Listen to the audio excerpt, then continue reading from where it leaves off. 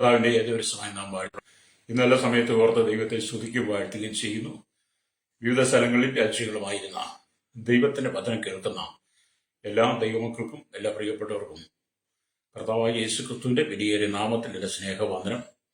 അല്പസമയത്തെ ദൈവത്തിന് ചിന്തയ്ക്കായി ഒരു ദൈവവചന ഭാഗം വായിക്കുന്നു. ഉൽപ്പത്തി പുസ്തകം 31 അധ്യായം അതിന്റെ 13 വാക്യം.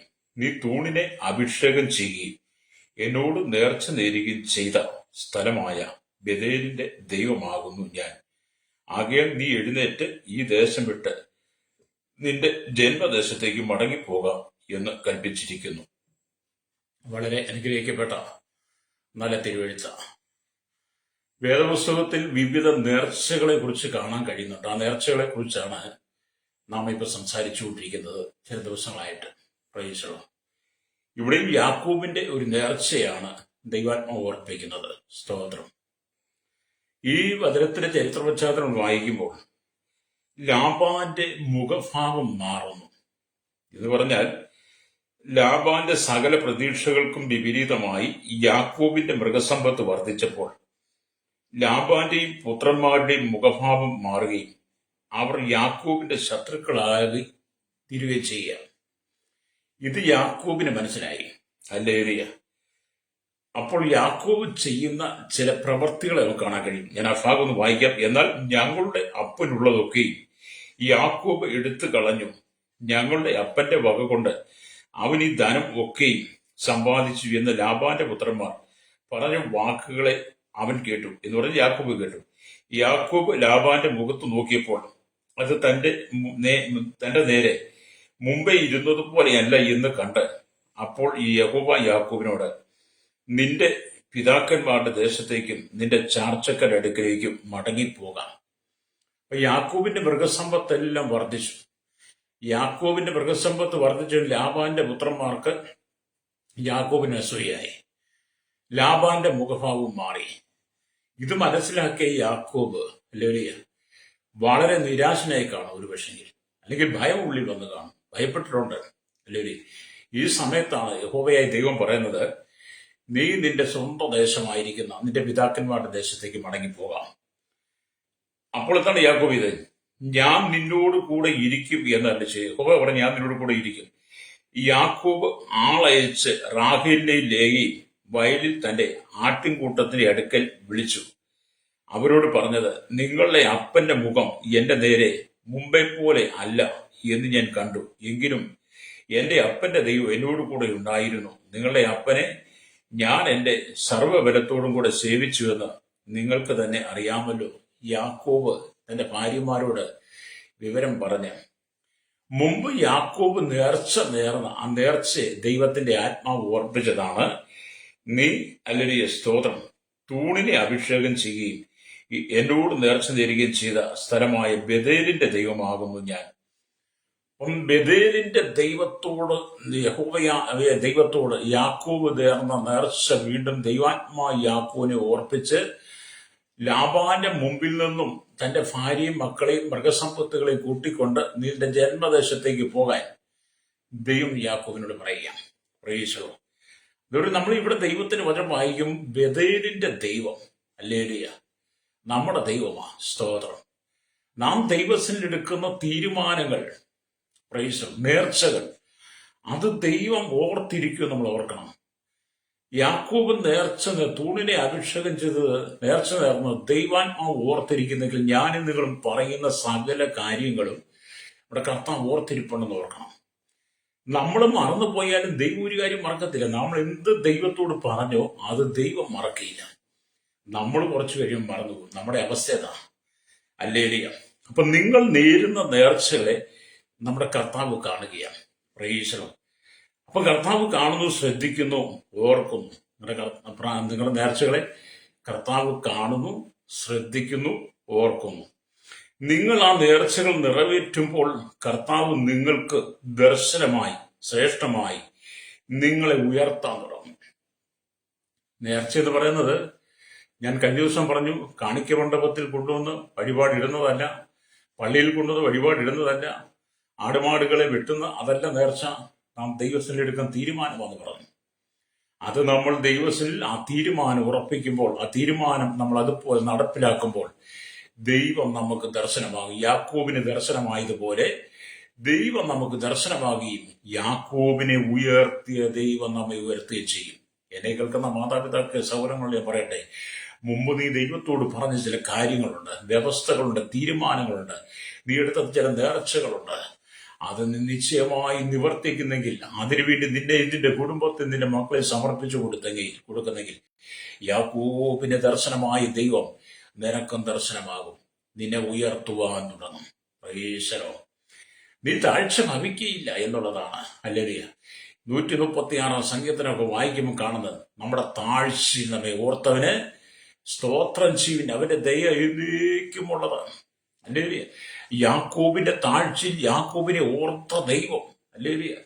ഇന്ന് പകൽ എന്നെ കേൾക്കുന്ന മാതാപിതാ, നിന്റെ താഴ്ചയിൽ, നിന്റെ കഷ്ടതയിൽ, നിന്റെ സങ്കടത്തിൽ, നിന്റെ കടക്കണിയിൽ, നിന്റെ ദാരിദ്ര്യത്തിൽ, നിന്റെ രോഗത്തിൽ, നിന്റെ പ്രതിസന്ധി വേളകളിൽ, നിന്റെ കുടുംബ ജീവിതത്തിലെ പ്രശ്നത്തിനകത്ത്, ആത്മജീവിതത്തിനകത്ത് വന്നു ഭവിച്ച വിവിധ പരീക്ഷകളുടെ നടുവിൽ, നിന്റെ താഴ്ചയുടെ നടുവിൽ നിന്നെ ഓർക്കുന്ന ദൈവമുണ്ടെന്ന്. ഹല്ലേലൂയ. അബ്രഹാമിന്റെ ദൈവം, യാക്കോബിന്റെ ദൈവം, ഇസഹാക്കിന്റെ ദൈവം, നിന്റെ ദൈവമായി നിന്റെ താഴ്ച നിന്നെ ഉയർത്താൻ അവൻ ആഗ്രഹിക്കുക. അവൻ നിനക്ക് ചില ദർശനങ്ങളെ തരാൻ ആഗ്രഹിക്കുക. രക്തം ചെയ്യും. അതെ, നിന്റെ തീരുമാനം ദൈവത്തിന് ഉറപ്പുള്ളതായിരിക്കണം. പ്രൈസ്. നമ്മളൊരു കെട്ടിടത്തിന് അടിസ്ഥാനം ഇടുമ്പോൾ അതിന്റെ ഫൗണ്ടേഷൻ വളരെ വൃത്തിയായി, ഭംഗിയായി, ഉറപ്പോടുകൂടി പണിത് കീറി വന്നിട്ടാണ് ആ ഫൗണ്ടേഷൻ ശരിയായി കഴിയുമ്പോഴാണ് അതിന്മേൽ പിന്നെ നല്ല കല്ലുകൊണ്ട് തറ കെട്ടി തുടങ്ങുന്നത്. ഫൗണ്ടേഷൻ ശരിയാക്കണം. ഫൗണ്ടേഷൻ ശരിയല്ലെങ്കിൽ ഇതിന്മേൽ പിന്നെ എത്ര വലിയ കെട്ടിടങ്ങൾ പണിത് കയറ്റിയാലും ആ കെട്ടിടം ബലക്ഷയമായിരിക്കും. കുറച്ച് കഴിയുമ്പോൾ നിലം പൊത്താൻ സാധ്യതയുണ്ട്. എന്ന് പറഞ്ഞതുപോലെ നീ എടുത്ത തീരുമാനമുണ്ടല്ലോ, ദൈവത്തോട് കഴിച്ച തീരുമാനം, ദൈവത്തോട് പറഞ്ഞ പ്രാർത്ഥന, ദൈവത്തിന്റെ എടുത്ത നേർച്ചയുണ്ടല്ലോ, അത് നീ ഉറപ്പിക്കണം. ഉറപ്പോടെ അത് ചെയ്യുവാൻ നീ തയ്യാറാകണം. ദൈവത്തോടെടുത്ത തീരുമാനത്തിനകത്ത് നീ വ്യതിചലിച്ച് നിന്റെ ഇഷ്ടപ്രകാരം പോയാൽ നീ പിന്നെ എന്തെല്ലാം പണിതുയർത്തിയാലും അത് തകരുവാൻ സാധ്യതയുണ്ട്. അതുകൊണ്ട് ഇടയിൽ കേൾക്കുന്ന മാതാപിതാക്കളെ, നാം യാക്കോബിനെ പോലെ നേർച്ച നേർന്നാൽ അത് നിവർത്തിക്കുവാനും കൂടെ കഴിയണം. രക്തം ചെയ്യും. ഹല്ലേലൂയ. അപ്പൊ ദൈവം നിങ്ങളെ ഉയർത്തും. നേർച്ച നേർന്ന് പ്രാർത്ഥിച്ച് ജയം വരിച്ച് തൃപ്തി പ്രാപിച്ച അനവധി ആളുകളെ വേദപുസ്തകത്തിൽ കാണാൻ കഴിയും. ദൈവത്തിന് പലവിധമായ പ്രതിസന്ധികളുടെ കടന്നുപോയി ദൈവത്തിന് നേർച്ച നേർന്ന് ആ നേർച്ചയ്ക്ക് ഹല്ലേലൂയ മറുപടി പ്രാപിച്ച അനവധി ആളുകളെ വിശുദ്ധ വേദപുസ്തകത്തിൽ കാണാൻ കഴിയും. അതിലേറ്റവും പ്രാധാന്യം അറിയിക്കുന്ന ഒരു നേർച്ചയും പ്രാർത്ഥനയാണ് ഹന്നയുടെ പ്രാർത്ഥന എന്ന് പറയുന്നത്, അവളുടെ നേർച്ചയും. അപ്പൊ ഹന്നയ്ക്ക് എന്താ കുഞ്ഞുങ്ങളില്ലാത്തത് കൊണ്ട്, അതിന്റെ കാരണം കൊണ്ട് ഹന്നയുടെ പ്രതിയോഗിയായിരിക്കുന്ന പെനീന അവളെ വ്യസനിപ്പിപ്പാൻ തക്കവണ്ണം വളരെ എന്നും മുഷിപ്പിച്ചുകൊണ്ടിരുന്നു. എന്നും അവൾക്ക് മാനസിക വേദന ഉണ്ടാക്കി കൊടുക്കുകയാണ്. ഹല്ലേലൂയ. അവൾ തന്റെ ദുഃഖം ആരോട് പറയും എന്നൊക്കെ ഓർത്ത് ഹന്ന എന്നും മാനസികമായി തകർച്ചയിലാണ്. ഇവിടെ ഹന്നയ്ക്ക് മക്കളില്ലാത്തത് കൊണ്ട് അവളുടെ പ്രതിയോഗിയായിരിക്കുന്ന പെനീനെ അവളെ എന്നും മുഷിപ്പിക്കുക എന്ന് പറഞ്ഞ നിങ്ങളുടെ ജീവിതത്തിലും വിവാഹം കഴിഞ്ഞ് തലമുറയില്ലാത്തതിന്റെ പേരിൽ നിങ്ങളുടെ ഭവനത്തിനകത്ത് നിങ്ങളുടെ അമ്മായിയമ്മ, അവരുടെ കുടുംബക്കാര്, നിന്റെ ബന്ധുമിത്രാദികളൊക്കെ നിന്നെ നിന്ദിക്കുമ്പോൾ, നിന്റെ സഹോദരങ്ങൾ, നിന്റെ ബന്ധുമിത്രാദികളൊക്കെ പരിഹസിക്കുമ്പോൾ നീ വേദനിക്കപ്പെടാറുണ്ട്. ഹന്നയെ പോലെ അവിടെ ഹന്ന എടുത്ത പോലെ തീരുമാനം എടുക്കണം. ദൈവത്തിന് നേർച്ച നേരണം. ഹല്ലേലൂയ. നേർന്ന പോലെ അങ്ങനെ തന്നെ ചെയ്യുകയും ചെയ്യണം കേട്ടോ. ഹല്ലേലൂയ. അപ്പൊ നിങ്ങളുടെ ജീവിതത്തിൽ ഹന്ന നേരിട്ടതുപോലെയുള്ള ചില പ്രതിസന്ധികളിലൂടെ നീ കടന്നു പോകുമ്പോൾ എന്നെ കേൾക്കുന്ന സ്വഭാവി അതിന്റെ നടുവിലേക്ക് ഇറങ്ങി വരുന്ന ഒരു ദൈവമുണ്ട്. ഹന്നയെ ഓർത്ത ദൈവം. ഹല്ലേലൂയ.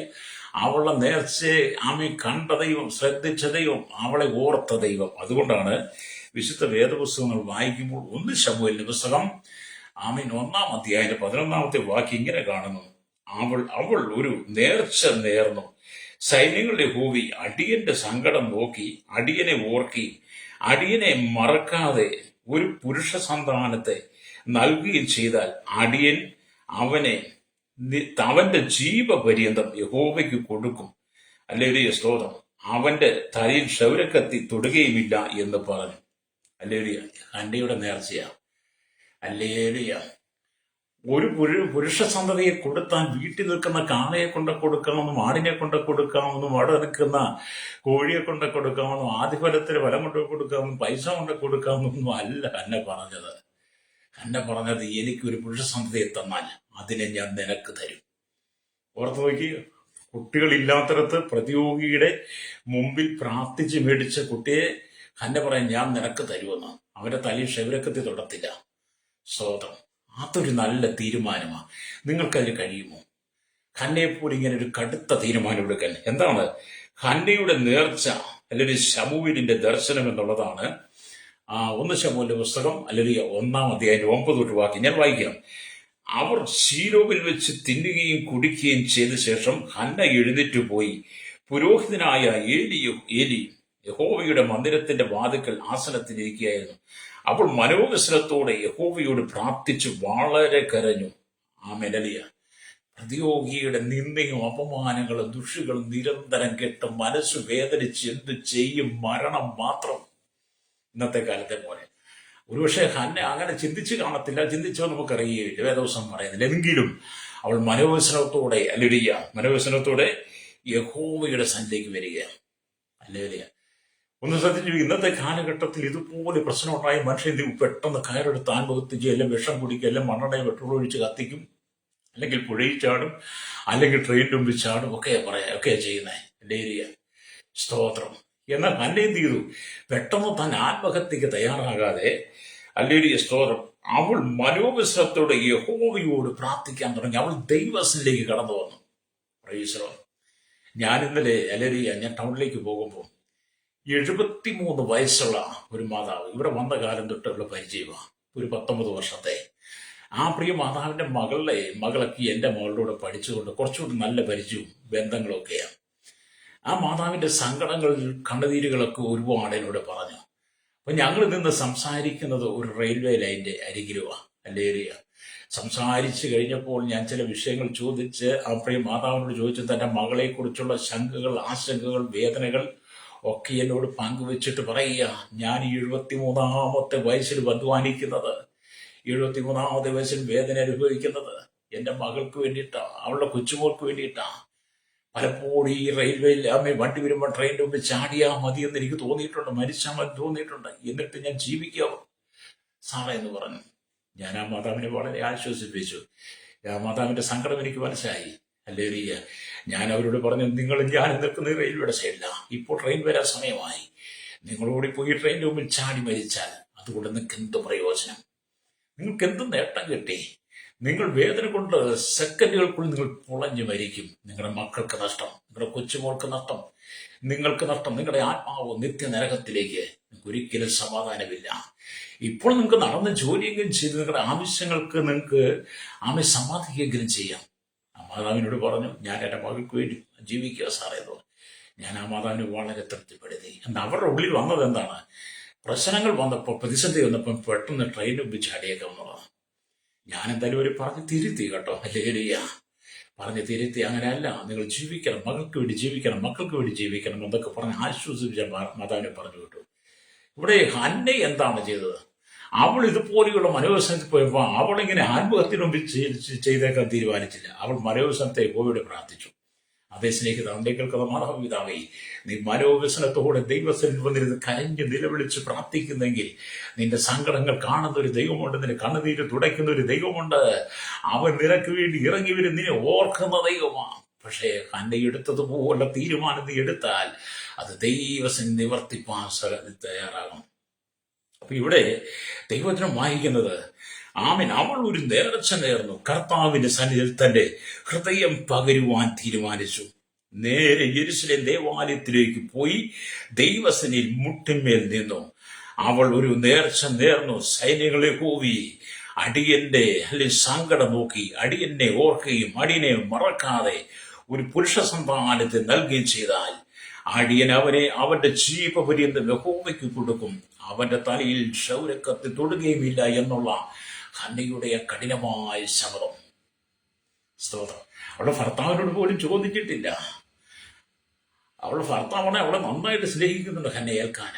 അപ്പൊ ഏൽക്കാനയ്ക്ക് ഹന്നയിൽ ഒരു കുട്ടി ജനിച്ചാൽ, അല്ലേറിയ, ആ കുഞ്ഞിനെ ദൈവത്തിന് സമർപ്പിക്കുക എന്ന് പറഞ്ഞാൽ ഏൽക്കാനിയോട് പോലും ചോദിക്കാതെ അവൾ സ്വന്തം തീരുമാനം.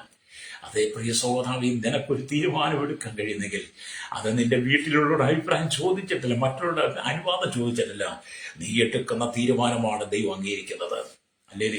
നീ കഴിക്കുന്ന പ്രാർത്ഥനയാണ് ദൈവം കേൾക്കുന്നത്. നിന്റെ നേർച്ചയ്ക്ക് അകത്ത് ഉറപ്പുണ്ടായിരിക്കണം. അല്ലേ? രക്തം ചെയ്യും.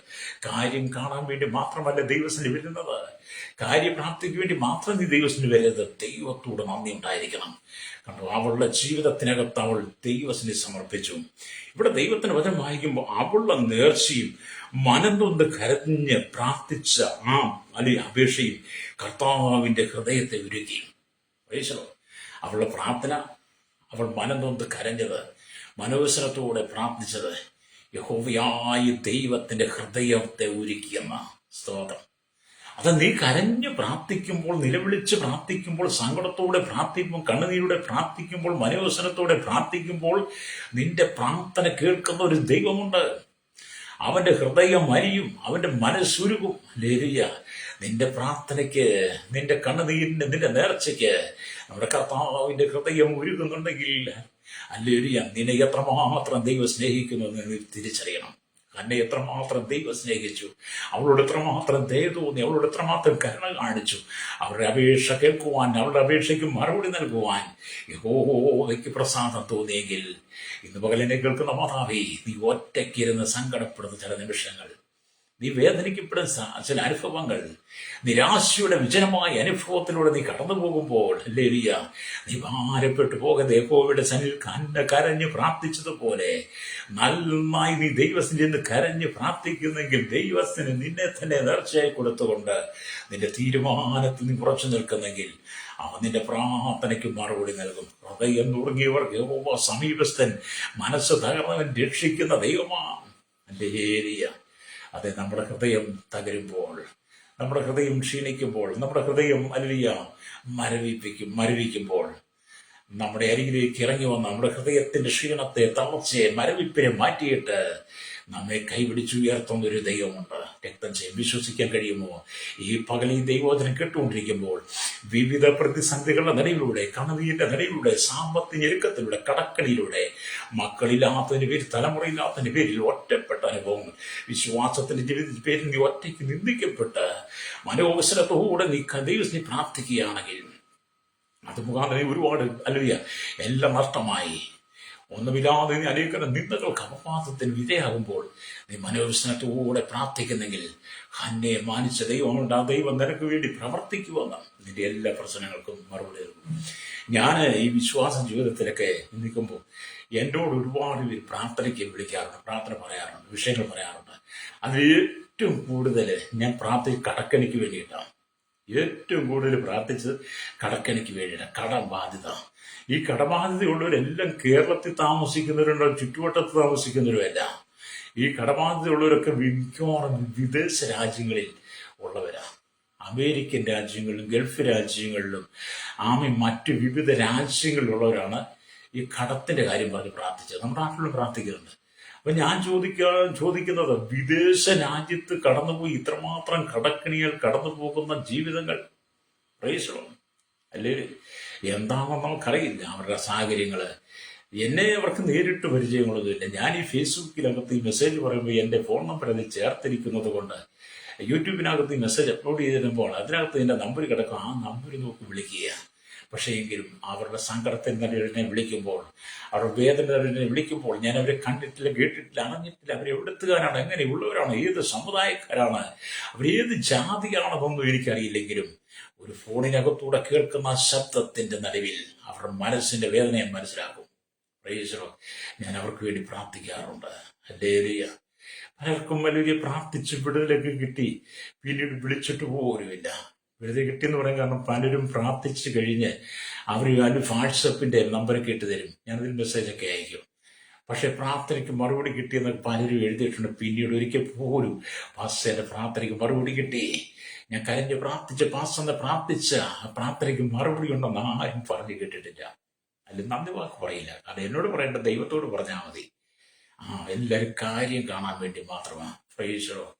ഈ കഴിഞ്ഞ നാളിൽ ഒരു മാതാവും പിതാവും വളരെ കടക്കണിയായിട്ട് എനിക്ക് കടന്നു വന്നു. അല്ലെങ്കിൽ ആമേ കടക്കാർ വീട്ടിൽ ചെന്ന് ഭയങ്കര പ്രശ്നമാണ്, തല്ലും വെട്ടും കുത്തും ഭയങ്കര അസഭ്യമായി തെറിയുക. ഭർത്താവ് അല്ലെങ്കിൽ താങ്ങ് തിരിഞ്ഞു, ആമേ അനിയന്മാര് സഹോദരങ്ങളൊക്കെ തിരിഞ്ഞു. ഈ മാതാവ് തന്റെ മകനോടുള്ള സ്നേഹത്തല്ല, കടക്കിന് വന്നു കഴിഞ്ഞപ്പോൾ ആ മാതാവുമാർ ഒറ്റപ്പെട്ടു പോകണത്തിൽ അവരെന്നെ വിളിച്ചു. ഞാൻ പറഞ്ഞു നിങ്ങൾ ഇങ്ങോട്ട് പോകാം. അല്ലേലിയ. അവർ കടന്നു വന്ന് ഞാൻ അവർക്ക് വേണ്ടി പ്രാർത്ഥിച്ചു. സ്വസ്ഥമായിട്ട് അവർ പറഞ്ഞയച്ചു. ദൈവത്തിന് ചില വാക്തത്വങ്ങളൊക്കെ അവർ പറഞ്ഞു, ചില ദൂതുകളൊക്കെ ഞാൻ അവർ കൈമാറി. അവരുടെ ഭവനത്തിൽ ചെന്നു. ഇപ്പൊ ഏകദേശം 1.5-2 മാസത്തോളമായി. ഇപ്പൊ കഴിഞ്ഞവരോട് വിളിച്ചു പറയും ലോണ് സാക്ഷായിട്ടുണ്ട്. ഞാൻ ആ കടവെല്ലാം കൊടുത്തു തീർത്തിട്ട് ഒരു പുതിയ ജോലി ആരും ചെയ്യുവാൻ ആഗ്രഹിക്കുക. അല്ലേ സമാധാനം കിട്ടിയെന്നുള്ളത് അവർക്ക്, അല്ലെങ്കിൽ സമാധാനം, അതെ അവർക്ക് സമാധാനം, നിനക്ക് സമാധാനം കിട്ടും. ഹന്നയുടെ ജീവിതത്തിനകത്ത് ദൈവം സമാധാനത്തിന്റെ അന്തരീക്ഷത്തെ കൊടുത്തെങ്കിൽ ഇന്ന് പകൽ എന്നെ കേൾക്കുന്ന മാതാവേ പിതാവേ, നീ കരഞ്ഞു പ്രാർത്ഥിക്കുന്ന വിഷയത്തിന് നടുവിൽ നിനക്ക് സമാധാനം തരുവാൻ യേശു നിന്നോട് കൂടെയുണ്ട്. അല്ലേ എന്റെ കടക്കണി മാറ്റുവാൻ, നിന്റെ സങ്കടം മാറ്റുവാൻ. അല്ലേ ആമേ വീടില്ലാതെ നീ വാടകയ്ക്ക് മാറി മാറി താമസിക്കുകയാണോ? അല്ലേ ദൈവം നിനക്ക് വേണ്ടി അത്ഭുതം ചെയ്യും. Price the Lord.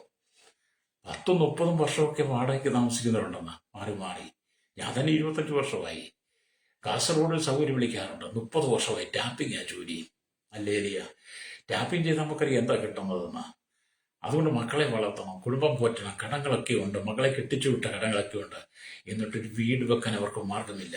അല്ലേല് ഞാൻ അവരോട് പറഞ്ഞു, ദൈവത്തോട് പ്രാർത്ഥിക്കുക. അല്ലേലിയ. ദൈവമേ, നമുക്ക് ദൈവത്തിന് മാത്രമേ നമ്മുടെ സങ്കടം കേൾക്കാൻ കഴിയുള്ളൂ, നമ്മുടെ അപേക്ഷ കേൾക്കാൻ ദൈവത്തിനെ കഴിയുള്ളൂ. ഹന്നയുടെ അപേക്ഷ കേൾക്കുവാൻ, അവിടെ സങ്കടം പരിഹരിക്കുവാൻ, അവിടെ വിഷയങ്ങൾ പരിഹരിക്കുവാൻ ഹന്നയുടെ ഭർത്താവിന് ഏൽക്കാനിക്ക് കഴിയില്ല. എന്ന് പറഞ്ഞാൽ അവൾക്കൊരു പുരുഷ സന്താനത്തെ വേണം. ഏൽക്കാനയ്ക്ക് അത് നൽകി കൊടുക്കാൻ കഴിയില്ല, കാരണം ഹന്ന മച്ചിയ. പക്ഷേ ഹന്ന മച്ചിയൻ അവിടെ ഓർത്തത് അവളുടെ ഗർഭത്തെ തുറന്നു കഴിഞ്ഞപ്പോഴാണ് ഏൽക്കാനയിലൂടെ അവൾക്കൊരു സന്തതിയെ ലഭിക്കുന്നത്. ദൈവത്തിന്റെ പദ്ധതിയാണ്. അതെ, നിന്റെ അടഞ്ഞ വാതിലുകളെ, ഹന്നയുടെ ഗർഭം അടഞ്ഞതുപോലെ നിനക്ക് മുമ്പിൽ നിൽക്കുന്ന ചില അടഞ്ഞ വാതിലുകളെ ദൈവം തുറക്കും. തലമുറയില്ലാതെ ഭാരപ്പെടുന്ന ജീവിതമേ, എന്നെ കേൾക്കുന്ന സഹോദര സൗരി, ആമീൻ, എന്റെ ജീവിതത്തിനകത്ത് പുതിയവ ചെയ്യുവാൻ അബ്രഹാമിന് സാറയ്ക്കും, ആമീൻ, അബ്രഹാമിന്റെ 100-ാമത്തെ വയസ്സിൽ, സാറയുടെ 90-ാമത്തെ വയസ്സിൽ, ആമീൻ, അവർക്ക് വാഗ്ദത്തം ചെയ്ത സന്തതി ഇസ്ഹാക്കിനെ കൊടുക്കാൻ ദൈവത്തിന് കഴിഞ്ഞെങ്കിൽ നിന്റെ പ്രായത്തിനല്ല ഇവിടെ വിഷയം, നീ എടുക്കുന്ന തീരുമാനത്തിനാണ്. നിന്റെ പ്രായം നോക്കാതെ നിനക്ക് തലമുറയെ തരാൻ ദൈവം വിശ്വസ്തനാണ്. നമ്മൾ കഴിഞ്ഞ കാലങ്ങളിൽ കണ്ടിട്ടുണ്ട്. 65 വയസ്സിലും 70 വയസ്സിലും 85 വയസ്സിലും ഒക്കെ ആമയും ഗർഭം ധരിച്ച് മക്കളെ പ്രസവിച്ച വളരെ വാർദ്ധക്യരായിരിക്കും മാതാപിതാക്കളെ. എനിക്ക് അത്ഭുതം തോന്നിയിട്ട് ഞാൻ വളരെ പിന്നെ വിഷയം ഓർക്കും, നമ്മുടെ ദൈവം എത്ര വലിയവനാണെന്ന്. അത് നമ്മുടെ ദൈവം വലിയവനാണ്. അവനൊന്ന് തീരുമാനിച്ചാലും നടപ്പിലാക്കും. നിന്റെ തീരുമാനം ഉറപ്പാണെങ്കിൽ ദൈവത്തിന്റെ തീരുമാനം ദൈവം നടപ്പിലാക്കും. ഹല്ലേലൂയ. അതുകൊണ്ട് ഇവിടെ വചനം പറയുന്നത്, ഹന്നയുടെ കരഞ്ഞുള്ള പ്രാർത്ഥന ദൈവത്തിന്റെ ഹൃദയത്തെ ഉരുക്കി. 1 ആണ്ട് കഴിഞ്ഞ്, ഹല്ലേലൂയ, സ്തോത്രം എന്ന് പറഞ്ഞാൽ, അല്ലെങ്കിൽ 1 ശമൂവേലിന്റെ പുസ്തകം, ഹല്ലേലൂയ, 1-ാമത്തെ വാക്യം വായിക്കും, ഇങ്ങനെ എഴുതിയിരിക്കുന്നു. ഹല്ലേലൂയ. യഹോവ അവളെ ഓർത്തു. 1 ആണ്ട് കഴിഞ്ഞിട്ട് ഹന്ന ഗർഭം ധരിച്ച് ഒരു മകനെ പ്രസവിച്ചു. ഞാൻ അവനെ യഹോവയോട് അപേക്ഷിച്ചു വാങ്ങി എന്ന് പറഞ്ഞ് അവന് ശമൂവേൽ എന്ന് പേരിട്ടു. കണ്ടോ, അവളുടെ കരഞ്ഞുള്ള പ്രാർത്ഥന എന്ത് ചെയ്തു? ഹന്നെ ദൈവം ഓർത്തു. 1 ആണ്ട് കഴിഞ്ഞ്, ഒരാണ്ട് കഴിഞ്ഞ്, അല്ലെ, അവൾ ഒരു മകനെ പ്രസവിച്ചു. അല്ലേ, ആ മകനെ പ്രസവിച്ചു വാങ്ങിയത് കൊണ്ട് തന്നെ എന്ത് ചെയ്തു? അവന് ശമൂവേൽ എന്ന് പേരിട്ടു. ഈശോട് വചനം വായിക്കുന്ന അവളുടെ നേർച്ചയും മനംനൊന്ന് കരഞ്ഞ പ്രാർത്ഥനയുമാണ് അതിന് കാരണമായത്. ഹല്ലേലൂയ, സ്തോത്രം. ആൺകുഞ്ഞിനെ കണ്ട ഉടനെ അവളുടെ നേർച്ചയോട് കൂടിയ പ്രാർത്ഥനയെ അവൾ മറന്നില്ല. ഹല്ലേലൂയ. ആ കുഞ്ഞിനെ കണ്ട ഉടനെ അവളുടെ നേർച്ചയോട് കൂടിയുള്ള പ്രാർത്ഥനയെ അവൾ മറന്നില്ല. ഹല്ലേലൂയ. അവളുടെ തീരുമാനം എന്താണ്? കുഞ്ഞു മുല കൂടി മാറുമ്പോൾ, ഹല്ലേലൂയ, അവനെ ദൈവസന്നിധിയിൽ കൊണ്ട് സമർപ്പിക്കണം, ആലയത്തിൽ കൊണ്ട് സമർപ്പിക്കണം. Price the Lord. കണ്ടോ, ഒറ്റ കുഞ്ഞേ ഉള്ളൂ ആലയത്തിൽ കൊടുക്കാൻ. അതിന്റെ 28-ാമത്തെ വാക്യത്തിലേക്ക് വരുമ്പോൾ, 1 ശമൂവേലിന്റെ പുസ്തകം 1:22 വരുമ്പോൾ, അതുകൊണ്ട് ഞാൻ അവനെ യഹോവയ്ക്ക് നിവേദിച്ചിരിക്കുന്നു, അവൻ ജീവപര്യന്തം യഹോവയ്ക്ക് നിവേദനായിരിക്കും. അവർ അവിടെ യഹോവയെ നമസ്കരിച്ചു. Price the Lord. ഒറ്റ കുഞ്ഞിനെ കിട്ടിയപ്പോൾ തന്നെ, ഒറ്റ പുരുഷ സന്താനത്തെ കിട്ടിക്കഴിഞ്ഞപ്പോൾ അവൾ നേർന്ന നേർച്ചയുടെ അപേക്ഷയുടെ മറുപടി ദൈവം അവളുടെ ഉദരത്തിൽ ഒരു പുരുഷ സന്താനത്തെ കൊടുത്ത് ആ കുട്ടിയെ ഹന്ന പ്രസവിച്ചവന് ശമൂവേലിന് പേരിട്ട് അവന്റെ മുല കൂടി മാറി കഴിഞ്ഞപ്പോൾ തന്നെ അവനെ ആലയത്തിൽ കൊണ്ട് കൊടുക്കുക, അവനെ ആലയത്തിന് വേണ്ടി നിവേദിതനായി കൊടുക്കുക. പ്രൈസലോ, അത് നിന്റെ പ്രാർത്ഥനയ്ക്കകത്ത് തീരുമാനം ഉറപ്പിക്കണം. ഹല്ലേലൂയ. ചുമ്മാ നേർന്ന് ഞാൻ ഇന്നലെയൊക്കെ പറഞ്ഞു നേർച്ച നേർന്ന് നിങ്ങൾ ഈ ലോകം കാണിക്കുന്നവരെ കാണിക്കരുത്. നേർച്ച എന്ന് പറഞ്ഞാൽ തീരുമാനം, ഹൃദയത്തിന്റെ തീരുമാനമാണ്. പിന്നെ എന്താണ് സംഭവിച്ചത്? ഹല്ലേലൂയ. ഹന്ന പിന്നെയും ദൈവസന്നിധിയിൽ നിലവിളിച്ചു. ഹല്ലേലൂയ. അവൾ ദൈവസന്നിധിയിൽ കരഞ്ഞു പ്രാർത്ഥിച്ചുകൊണ്ടിരുന്നു, കർത്താവേ, എനിക്ക് തന്ന പുരുഷ സന്താനത്തെ അങ്ങേക്ക് വേണ്ടി നിവേദനായി സമർപ്പിച്ചിട്ടുണ്ട്. അവന്റെ ഭാവിയെ, അവന്റെ മുന്നോട്ടുള്ള പോക്കിനെ കുറിച്ചൊക്കെ ഹന്ന അമാതാവല്ലേ മകന് വേണ്ടി പ്രാർത്ഥിച്ചു കാണും. പക്ഷെ യഹോവ വീണ്ടും അവളെ ഓർത്തു. എന്നത് 2 ശമൂവേലിന്റെ പുസ്തകം 2-ാം അധ്യായം ഹല്ലേലൂയ അതിന്റെ 20-ാമത്തെ വാക്യം വായിക്കാൻ കാണുന്നുണ്ട്. എന്നാൽ ഏലി എൽക്കാനെയും അവളുടെ ഭാര്യയെയും അനുഗ്രഹിച്ചു. ഈ സ്ത്രീ യഹോവയ്ക്ക് കഴിച്ച നിവേദ്യത്തിന് പകരം യഹോവ അവളിൽ നിന്ന് നിനക്ക് സന്തതിയെ നൽകുമാറാകട്ടെ എന്ന് പറഞ്ഞു. ഹല്ലേലൂയ. പിന്നെയും അവർ തങ്ങളുടെ വീട്ടിലേക്ക് പോയി. യഹോവ ഹന്നയെ കടാക്ഷിച്ചു. ഈ കുഞ്ഞിനെ കൊണ്ട് സമർപ്പിച്ചു കഴിഞ്ഞപ്പം ഏലി അവൾക്ക് വേണ്ടി പ്രാർത്ഥിച്ചു, എൽക്കാനയ്ക്ക് വേണ്ടി. അവൾ എടുത്ത തീരുമാനം ദൈവത്തിന് ഉറപ്പിച്ച് ദൈവത്തിന് അത് കൊടുത്തത് കൊണ്ട് വീണ്ടും ഹല്ലേലൂയ അവൾക്ക് സന്തതിയെ കൊടുക്കട്ടെ എന്ന് പറഞ്ഞ് അനുഗ്രഹിച്ച് ഏലി ഹന്നയെ പറഞ്ഞയച്ചു. എൽക്കാനെ എന്താണ്? അവൾ ഗർഭം ധരിച്ചു. വീണ്ടും ഹന്ന ഗർഭം ധരിച്ചു. 3 പുത്രന്മാരെയും 2 പുത്രിമാരെയും പ്രസവിച്ചു. ശമൂവേൽ ബാലനോ യഹോവയുടെ സന്നിധിയിൽ വളർന്നു വന്നു. അപ്പൊ ഒരു പുരുഷ സന്താനത്തെ നേർന്ന് വാങ്ങിക്കഴിഞ്ഞ് അതിനെ യഹോവയ്ക്ക് നിവേദിതമായി സമർപ്പിച്ചു കഴിഞ്ഞപ്പോൾ വീണ്ടും യഹോവയായ ദൈവം ഹന്നെ ഓർത്ത് അവൾക്ക് 3 പുത്രന്മാരെയും 2 പുത്രിമാരെയും 5 മക്കളെ കൂടെ കൊടുത്തു. ഹല്ലേലൂയ. 5 മക്കളെ കൂടെ കൊടുത്തു കഴിഞ്ഞപ്പോൾ ശമൂവേൽ കുട്ടി 6 മക്കളായി. തന്റെ പ്രതിയോഗിയായിരിക്കുന്ന പെരീനയുടെ നിന്ദയുടെ അപമാനത്തിന്റെ പരിഹാസത്തിന്റെ നടുവിൽ ഹന്ന തല ഉയർത്തി നിൽക്കുക. എനിക്ക് 6 മക്കളുണ്ട്. അതുകൊണ്ടാണ് ഹന്ന ഒറ്റ പ്രവചനം പ്രവചിച്ചിട്ടുണ്ട്. ഹല്ലേലൂയ. മച്ചിയായവൾ, ഹല്ലേലൂയ, സ്തോത്രം, മച്ചിയായവൾ 7 പ്രസവിക്കുന്നു, പുത്രസമ്പത്തോ ക്ഷയിച്ചു പോകുന്നുവെന്ന്. ഹല്ലേലൂയ. 2 ശമൂവേലിന്റെ പുസ്തകം 2-ാം അധ്യായം 5. അപ്പം ഹന്നയുടെ പ്രവചനം മച്ചിയായവൾ 7 പ്രസവിക്കുന്നു. പക്ഷെ ആ പ്രവചനത്തിന്റെ പൂർത്തീകരണം എന്ന് പറഞ്ഞാല് മച്ചിയാൾ 7 ഹന്നെ 6 മക്കൾക്ക് ജന്മം കൊടുത്തില്ലേ. അവളുടെ പ്രാർത്ഥനയാണ്, അവളുടെ തീരുമാനമാണ്. അവൾ നേർന്നത് അങ്ങനെയാ. അത് എന്നെ കേൾക്കുന്ന സഹോദര സഹോദരി, നീ ദൈവത്തോട് നേർച്ച നേർന്നാൽ ദൈവത്തെ പിന്നെ കബളിപ്പിക്കരുത്. നേർന്ന് നിവർത്തിക്കണം. ഹല്ലേലൂയ. നേർച്ച നേരുമെന്ന് ഇന്നലെ ഞാൻ പറഞ്ഞ പോലെ നിങ്ങളുടെ ഭൗതിക സമ്പത്ത് കൊടുത്തല്ല നേർച്ച, നിങ്ങളുടെ ഹൃദയത്തിനകത്തുനിന്ന് വരുന്നതാണ്. ഹൃദയത്തിൽ ദൈവത്തോട് എടുക്കുന്നതാണ് തീരുമാനം. നേർച്ച ഹന്നയുടെ നേർച്ചതായിരുന്നു. ഹല്ലേലൂയ. ഈ ശമൂവേൽ ബാലനെ കിട്ടിക്കഴിഞ്ഞ് മുലകൂടി മാറിക്കഴിഞ്ഞ ശമൂവേലിന് പകരം ഹന്ന കാളയോ ആടിനെയോ ഹല്ലേലൂയ പക്ഷിപ്രകാദികളെ ഒന്നും കൊണ്ട് യാഗം കഴിക്കുകയല്ല ചെയ്തത്. ശമൂവേൽ ബാലനെ യഹോവയ്ക്ക് നിവേദിതനായി സമർപ്പിക്കുക, അവന്റെ ജീവപര്യന്തം. ആ ശമൂവേലാണ് പിന്നത്തേതിൽ ദാൻ മുതൽ ബേർശേബ വരെ അറിയപ്പെടുന്ന പ്രവാചകരായി, നല്ലൊരു ന്യായാധിപനായി, നല്ലൊരു പുരോഹിതനായി. പിന്നത്തേതിൽ ഇസ്രായേലിന്റെ രാജാവായിരിക്കുന്ന ശൗലിനെ അഭിഷേകം ചെയ്തു. കൂടാതെ ശൗലിന്റെ അഭിഷേകം നഷ്ടപ്പെട്ടു കഴിഞ്ഞപ്പോൾ ദാവീദിനെ അഭിഷേകം ചെയ്തു. കണ്ടോ, ഹന്നയുടെ പ്രാർത്ഥന തന്റെ മക്കളുടെ ജീവിതവും ശമൂവേലിന്റെ ജീവിതം എത്രമാത്രം ഉന്നതങ്ങളിലേക്ക് വന്നു ചിന്തിക്കണം. അത് നീ എടുക്കുന്ന തീരുമാനം ദൈവം കേട്ട് ആ തീരുമാനത്തിനകത്ത് ദൈവം തന്റെ വാഗ്ദത്തങ്ങൾ നിവർത്തിക്കും. പക്ഷെ നീ നേരോടെ നിൽക്കണം. നേരോടെ നടക്കുന്നവർക്കൊരു നന്മയും മുടക്കാത്ത ദൈവമുണ്ട്. Praise Lord. അതെ, ദൈവസന്നിധി യാക്കോബ് നേർച്ച നേർന്നു. ആ നേർച്ച ദൈവം ഓർത്തു വെച്ചു. ദൈവം ഓർത്തു വെച്ചത് കൊണ്ടാണ്, ദൈവം മറന്നു പോകാത്തത് കൊണ്ടാണ് ലാബാന്റെ മുഖം, ലാബാന്റെ മക്കളുടെ മുഖം മാറിയപ്പോൾ ആ മുഖം മുമ്പത്തെ മുഖം പോലെ അല്ല, യാക്കോബിനോട് ദേഷ്യത്തോടുള്ള മുഖഭാവമാണെന്ന് കണ്ടു കഴിഞ്ഞപ്പോൾ യഹോവയായ ദൈവം യാക്കോബിനോട് ഇടപെട്ടു. നിന്റെ സ്വദേശത്തേക്ക് മടങ്ങിപ്പോകാം, നിന്റെ പിതാക്കന്മാരുടെ ദേശത്തേക്ക് മടങ്ങിപ്പോകാം, ഞാൻ നിന്നോട് കൂടെ ഇരിക്കും.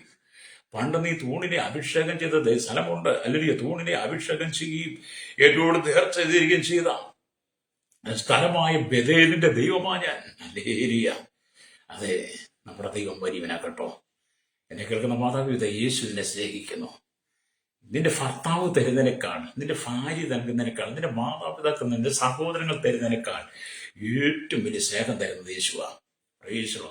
ഈ ലോകത്തിലെ ഏറ്റവും വലിയ സ്നേഹത്തിന്റെ ഉറവിടം എന്ന് പറഞ്ഞ യേശുവിന്റെ സാന്നിധ്യമാണ്. ഈ ലോകത്തിലെ ഏറ്റവും വലിയ സ്നേഹം എന്ന് പറഞ്ഞ യേശുവിനെയാ. വഞ്ചനയില്ലാത്ത, ചതിവില്ലാത്ത, കാര്യസാധ്യത്തിന് വേണ്ടി ആകാത്ത യഥാർത്ഥ സ്നേഹം തരുന്നവൻ യേശുവാണ്.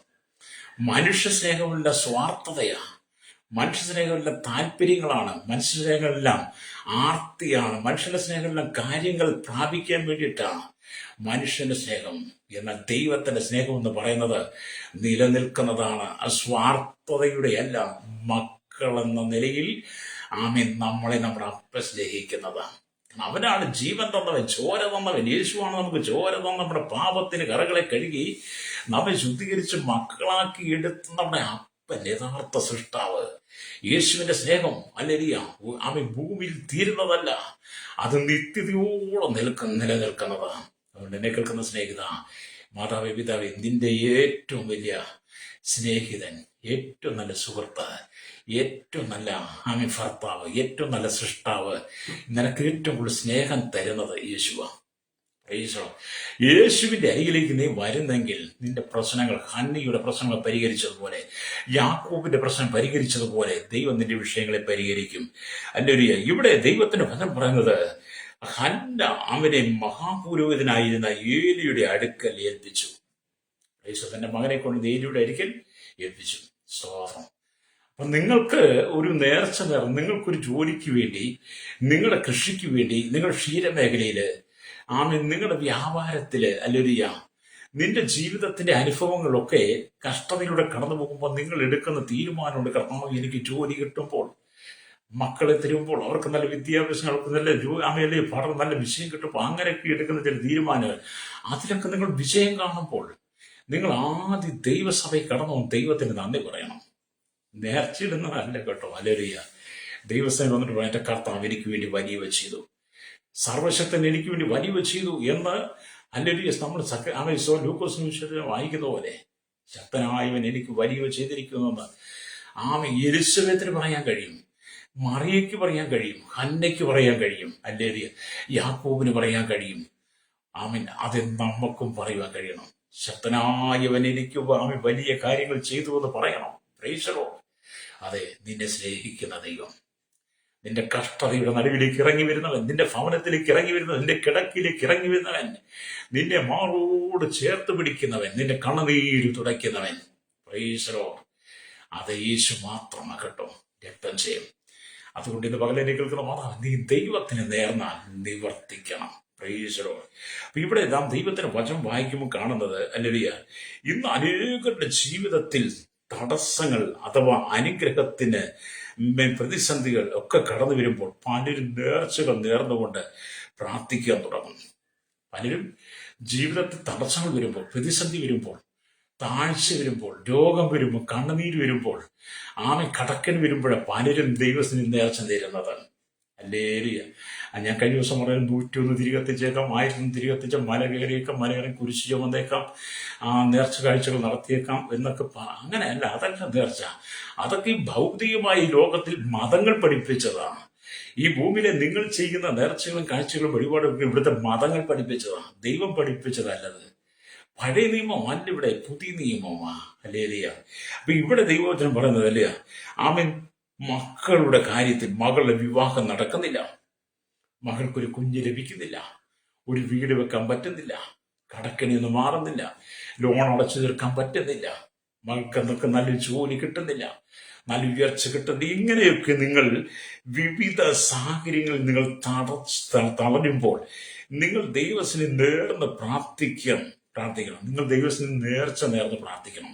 മാത്രമല്ല, കർത്താവ് അത്ഭുതം പ്രവർത്തിക്കാൻ വേണ്ടി, ഹല്ലേലൂയ, നിങ്ങൾ പ്രാർത്ഥിക്കണം. കർത്താവ് അത്ഭുതം പ്രവർത്തിക്കാൻ വേണ്ടി. അപ്പൊ നിങ്ങൾ നേർച്ച നേർന്ന് പ്രാർത്ഥിക്കുക എന്ന് പറഞ്ഞ് നിങ്ങൾ ഓടിച്ചെന്ന് നിങ്ങൾ തിരികെത്തിക്കാനല്ല ഞാൻ പറഞ്ഞത് കേട്ടോ. നിങ്ങൾ എനിക്ക് എന്റെ ഇതെല്ലാം തന്നു കഴിഞ്ഞാൽ കർത്താവ് ഇന്നലെ ഞാൻ ചെയ്തത് തന്നേക്കായി എന്നല്ല. നിങ്ങൾ നന്ദിയുള്ളവരായി മാറണം. അല്ലേ? നന്ദിയുള്ളവരായി പറഞ്ഞു തീരാത്ത ദാനനിമിത്തം ദൈവത്തിന് സ്തോത്രം എന്ന് പറഞ്ഞുകൊണ്ട് നിനക്ക് ചെയ്ത സകല ഉപകാരങ്ങൾക്കും ദൈവത്തെ വാഴ്ത്തണം. അതുകൊണ്ടാണ് 103 സംഗീതം 1 വാക്യം വായിക്കുന്നത്. എൻ മനമേ യഹോവയെ വാഴ്ത്തുക, എൻ സർവാന്തരങ്ങളുടെ വിശുദ്ധ നാമത്തെ വാഴ്ത്തുക. എൻ മനമേ യഹോവയെ വാഴ്ത്തുക, ഉപകാരങ്ങളൊന്നും മറക്കരുത്. യാക്കോബിനോട് ചോദിച്ചാൽ യാക്കോബ് പറയും അവന്റെ ഉപകാരങ്ങൾ. ഹന്നയോട് ചോദിച്ചാൽ ഹന്ന പറയും അവന്റെ ഉപകാരങ്ങൾ. ആമി സ്തോത്രം. മനോഹയോട് ചോദിച്ചാൽ മനോഹ പറയും അവന്റെ ഉപകാരങ്ങൾ. ആമി പുതിയ നിയമത്തിൽ മറിയോടും എലിസബത്തിനോടൊക്കെ ചോദിച്ചാൽ നമുക്ക് മനസ്സിലാക്കാൻ കഴിയും അവന്റെ ഉപകാരങ്ങളൊന്നും മറന്നു പോകരുത്. ഈശ്വരോ ഹല്ലേലൂയ. അതെ അബ്രഹാമേ, നിന്റെ ജീവിതത്തിൽ, സാറയെ നിന്റെ ജീവിതത്തിൽ ദൈവത്തോട് എന്താണ് നിനക്ക് പറയുവാനുള്ളതെന്ന് അബ്രഹാമിനോട് സാറയോട് നിങ്ങൾ ചോദിച്ചാൽ അബ്രഹാം സാറയെ പറയും അവന്റെ ഉപകാരങ്ങളൊന്നും മറക്കരുത്. എൻ്റെ കാരണം ഞാൻ 100 വയസ്സുള്ളവനായിരുന്നു, എൻ്റെ ഭാര്യ 90 വയസ്സുള്ളവരായിരുന്നു. ഞങ്ങൾക്ക് പുത്രോത്പാദനത്തിനുള്ള എല്ലാ സാഹചര്യം നഷ്ടപ്പെട്ടു. അവളുടെ ഗർഭപാത്രം നിർജ്ജീവമായി. എനിക്കൊരു കുഞ്ഞിനെ ജനിപ്പിക്കുവാനുള്ള സമയം കഴിഞ്ഞു. ഇനി എനിക്കൊരു കുട്ടി ഉണ്ടാകുമോ എന്തൊക്കെ ചിന്തിച്ചിരുന്നപ്പോഴാ സഹോദര എൻ്റെ ദൈവം എന്നോട് പറഞ്ഞത്, ഞാൻ സർവശക്തിയുള്ള ദൈവമാ, അടുത്ത ആണ്ടിൽ നിന്റെ വാഗ്ദത്തം നിറവേറും. അബ്രഹാം വിശ്വസിച്ച് നീതിയായി കണക്കിട്ടു. അതുകൊണ്ട് അബ്രഹാം പറയും അവന്റെ ഉപകാരങ്ങളൊന്നും മറക്കരുത്. അത് ദൈവം നിനക്ക് ചെയ്യുന്ന നന്മകൾ ഓർത്താൽ, ദൈവം നിനക്ക് തരുന്ന വിടുതലുകൾ ഓർത്താൽ അവന്റെ ഉപകാരങ്ങൾ മറന്നു പോകാതെ, ദൈവത്തെ ഉപേക്ഷിക്കാതെ നിങ്ങൾ ദൈവസഭയിൽ കടന്നു വന്ന് ദൈവസഭയിൽ പ്രാർത്ഥിക്കണം, നന്ദി പറയണം. Price the Lord. ഞാനൊരു സഹോദരൻ എൻ്റെ വിവാഹം നടത്തി കൊടുത്തു. +2 കഴിഞ്ഞപ്പോൾ ഹല്ലേലൂയ ആ കുട്ടിയെ വിളിച്ചുകൊണ്ട് പോകുന്നതാണ്. നാണംകേട് ഉണ്ടാകാതിരിക്കാൻ വേണ്ടി ഞാൻ വിവാഹം നടത്തി കൊടുത്തു. 2 വീട്ടുകാരുടെ സമ്മതപ്രകാരം വിവാഹമൊക്കെ നടത്തിക്കിടത്തി ഹല്ലേലൂയ. ചില നാളുകൾ ഒന്നാമെ ദൈവസഭയിൽ വന്നു. പിന്നെ ദൈവത്തെ മറന്നു കളഞ്ഞു. ദൈവത്തെ മറന്നു. പിന്നെ ദൈവം വേണ്ട, കാര്യം കാണാൻ വേണ്ടി മാത്രം വരുന്നവരുണ്ട്. ഹല്ലേലൂയ. അത് കാര്യം കാണാൻ വേണ്ടി മാത്രം ഈ ദൈവത്തിന് വന്നാൽ പിന്നെ തീയതി ദുഃഖിക്കേണ്ടി വരും. ഹല്ലേലൂയ. അങ്ങനെ കാര്യം കണ്ടു കഴിഞ്ഞ് പിന്നെ ദൈവത്തെ വേണ്ട. ഇന്ന് കഷ്ടതയുടെ മേൽ കഷ്ടതയാണ്. ഹല്ലേലൂയ.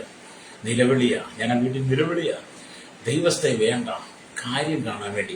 അതുകൊണ്ട് എന്നെ കേൾക്കുന്ന ഈ ദൈവമക്കൾ, നിങ്ങൾ ദൈവസന്നിധിയിൽ നേർച്ച നേർന്നാൽ നിങ്ങൾ ആ നേർച്ച നിവർത്തിക്കണം. അതുകൊണ്ടാണ് ആമേൻ ആവർത്തന പുസ്തകം വായിക്കുമ്പോൾ കാണുന്നുണ്ട്. ആവർത്തന പുസ്തകം 23-ാം അധ്യായം 21-ാമത്തെ വാക്യത്തിലേക്ക് വരുമ്പോൾ കാണുന്നുണ്ട്, നിന്റെ ദൈവമായ യഹോവയ്ക്ക് നേർച്ച നേർന്നാൽ അത് നിവർത്തിപ്പാൻ താമസം വരുത്തരുത്.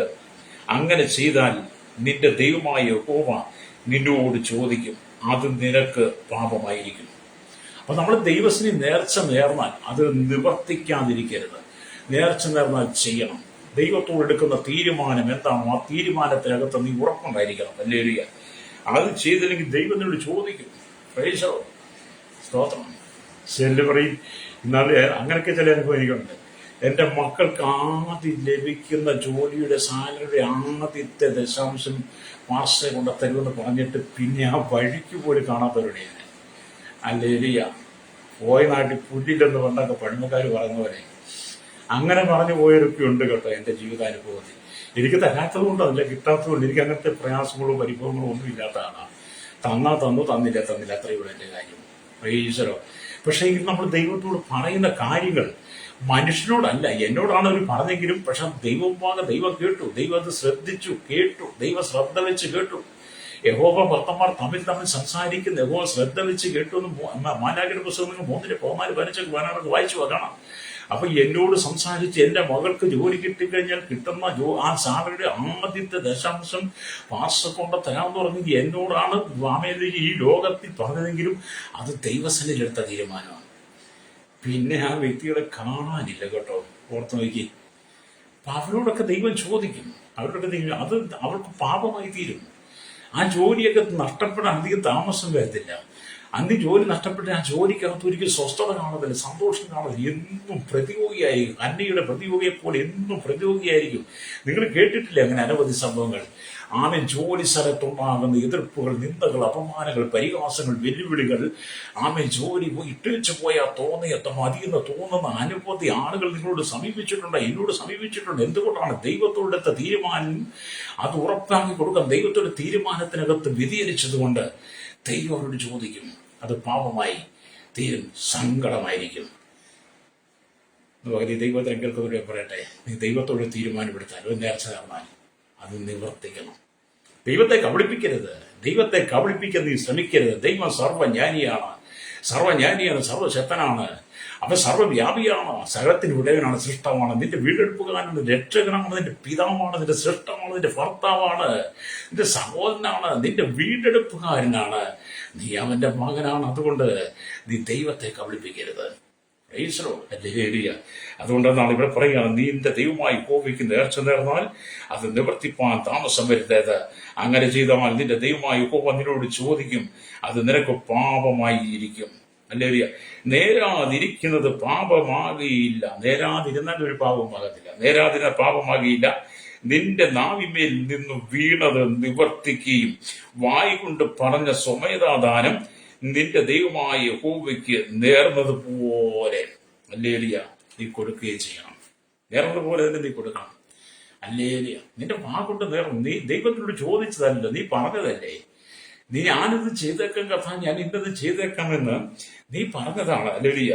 നീ പറഞ്ഞ കാര്യം എന്ത് ചെയ്യണം? നീ അത് ചെയ്യണം. നീ ചെയ്തില്ലെങ്കിൽ അത് ദൈവത്തിന് പാപമാണെന്നാണ് വേദപുസ്തകം പഠിപ്പിക്കുന്നത്. ഹല്ലേലൂയ. അതുകൊണ്ട് എന്നെ കേൾക്കുന്ന പ്രശ്നിക്കുന്ന അല്ലെങ്കിൽ നിങ്ങൾ ദൈവത്തോട് പറഞ്ഞ പ്രാർത്ഥന നിവർത്തിക്കണം.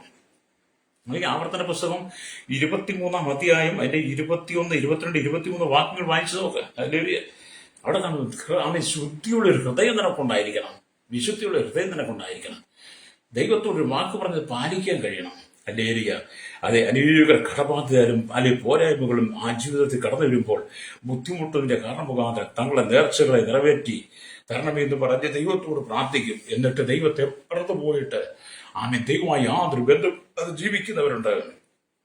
ഹല്ലേലൂയ. അതുകൊണ്ട് എന്നെ കേൾക്കുന്ന പ്രശ്നികത, നീ ദൈവത്തോട് നേർച്ച തരണം. ഞാൻ വായിച്ച വചനത്തിലേക്ക് വരികയാണ്. സ്തോത്രം. യാക്കോബിനോട് ദൈവം പറയുന്ന, യാക്കോബിന് ദൈവം ദർശനമാകുകയാണ്. കാരണം യാക്കോബ് നേർന്ന നേർച്ച അത് ദൈവം ശ്രദ്ധിച്ചു. അതുകൊണ്ട് ലാബാന്റെ മുഖം മാടിക്കഴിഞ്ഞപ്പോൾ, ലാബാന്റെ പുത്രന്മാരുടെ മുഖം മാടിക്കഴിഞ്ഞപ്പോൾ താൻ അവിടം വിട്ട് തന്റെ ഭാര്യയും തന്റെ മക്കളെയും കൂട്ടി ആടുമാട് കന്നുകാലികളെ കൂട്ടി തന്റെ സ്വദേശത്ത് പിതാക്കന്മാരുടെ ദേശത്തേക്ക് പോകാൻ യഹോവയെ ദൈവം അരുളി ചെയ്ത് യാക്കോബ് നേർന്ന നേർച്ചയുടെ ഫലമായി ദൈവം കൊടുത്ത ദർശനമാണ് ഇവിടെ വായിച്ചത്. നീ തൂണിനെ അഭിഷേകം ചെയ്യുകയും എന്നോട് നേർച്ച നേരുകയും ചെയ്ത സ്ഥലമായി ബേഥേലിന്റെ ദൈവമാകുന്നു ഞാൻ. ആകയാൽ നീ എഴുന്നേറ്റ് ഈ ദേശം വിട്ട് നിന്റെ ജന്മദേശത്തേക്ക് മടങ്ങിപ്പോക എന്ന് കൽപ്പിച്ചിരിക്കുന്നു എന്ന ദൈവ ദർശനം. അതേന്ന് മകൻ യാക്കോബിനെ പോലെ നീ ദൈവത്തിന് പുറപ്പെടുന്ന തീരുമാനത്തോടെ നീ ദൈവത്തിനെ ഏൽപ്പിക്കും. ദൈവം നിന്നെ അനുഗ്രഹിപ്പാടേ തീരും.